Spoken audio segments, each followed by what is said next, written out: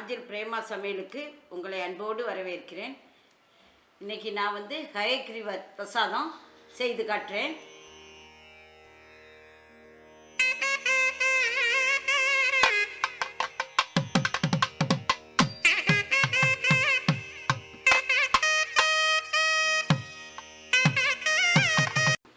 ஒரு கப்பு கடலைப்பருப்பை நான் ஊற போட்டு ஒரு 2 மணி நேரம் ஆயிருக்கு.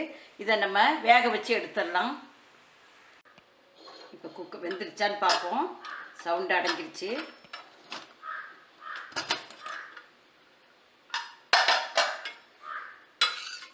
நல்லா வெந்துருச்சு. ரொம்ப குழைய வேக வச்சிடாதீங்க. நான் 1 கப்பு கடலைப்பருப்புக்கு 1 கப்பு வெல்லம் எடுத்துக்கிறேன். நம்ம கொஞ்சம் தண்ணி விட்டுக்கலாம்.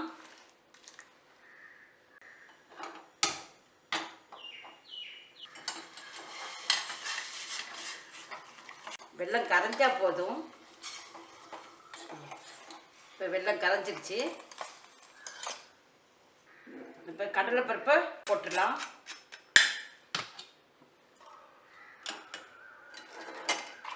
இப்போ இந்த சர்க்கரை பாகு அதையும் விட்டுடலாம், வடிகட்டிடலாம்.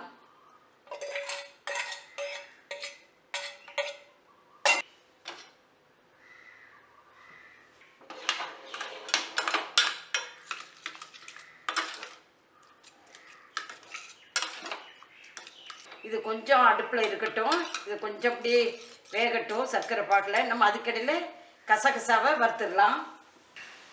1 டேபிள் ஸ்பூன் கசகசா எடுத்திருக்கேன்.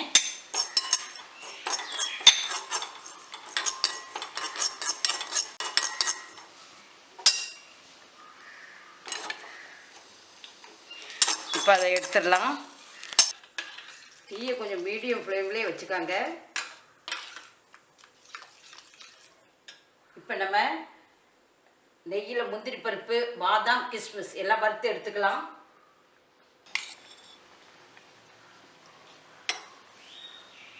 பாதாம்,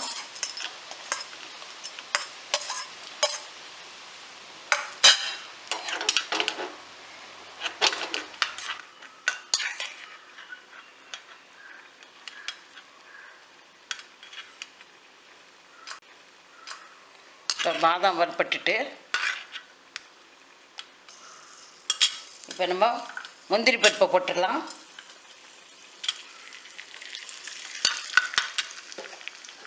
முந்திரி பருப்பும் இந்த கிஸ்மிஸ் திராட்சையும் போட்டுடலாம். இப்போ எல்லாம் வறுப்பட்டுட்டு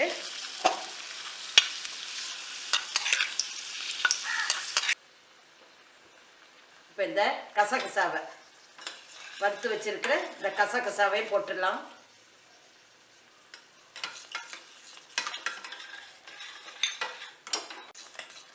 இப்போ நம்ம வறுத்து வச்சிருக்கிற முந்திரி பருப்பு, திராட்சை, பாதாம்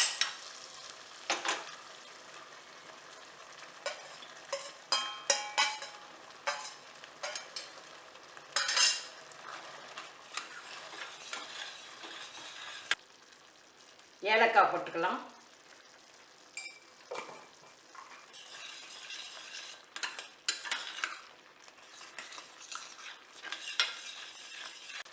இப்போ பால் ஒரு 1/2 கப்பு பால் விட்டுருப்பேன்.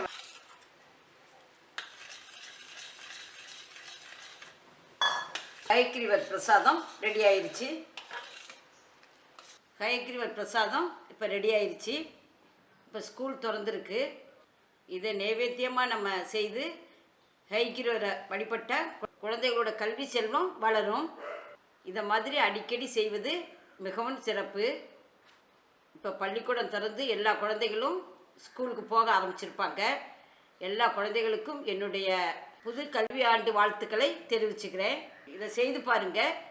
செய்து பார்த்துட்டு எப்படி இருக்குன்னு உங்கள் கருத்தை சொல்லுங்கள். பிடிச்சிருந்தா ஃப்ரெண்ட்ஸுக்கு ஷேர் பண்ணுங்கள், லைக் பண்ணுங்கள், மறக்காமல் சப்ஸ்கிரைப் பண்ணுங்கள். தேங்க்யூ.